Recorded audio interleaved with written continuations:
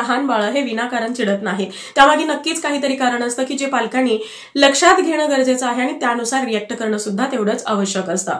मूल चिडतं जेव्हा बाळाला भूक लागलेली असते, खूप जास्त थकवा आलेला असतो, हात पाय बाळाचे दुखत असतात किंवा शरीरामध्ये कुठेतरी काहीतरी पेन होत असतो. याशिवाय जर 2-3 दिवसांनी बाळाला काही आजार होणार असेल तर त्याची लक्षणं सुद्धा शरीरामध्ये अगोदरच 2-3 दिवस दिसत असतात, ज्या कारणामुळे बाळ चिडचिड करत असतो. जर दात येत असतील तर त्यावेळी सुद्धा बाळाची चिडचिड ही थोडीशी जास्त वाढते.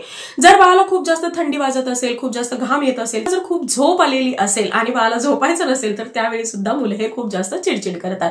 जर मुलांच्या पोटामध्ये गॅस झालेला असेल, ब्लॉटिंग झालेलं असेल, इनडायजेशन झालेलं असेल, तुम्ही ओव्हरफीड बाळाला केलं असेल, बाळ जेव्हा चिडचिड करतो तर त्यावेळी एकदा बाळाचं डायपर सुद्धा चेक करायचं आहे. हे डायपर जर हेवी झालेलं असेल, डर्टी झालेलं असेल तर बाळाची चिडचिड हे सांगते आहे की हे डायपर चेंज करण्याची आता वेळ झालेली आहे. जर बाळाची आई बाळासोबत नसेल किंवा कोणतीही ओळखीची व्यक्ती आसपास दिसत नसेल तर त्यावेळी तुमचं अटेन्शन